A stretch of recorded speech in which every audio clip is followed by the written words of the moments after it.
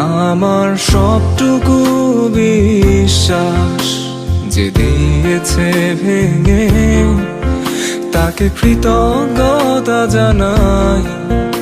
সে দিয়েছে আমার অন্ধ চোখে আলো, যার বিশালতার মাঝে আমি একটুকু পাইনি ঠাই।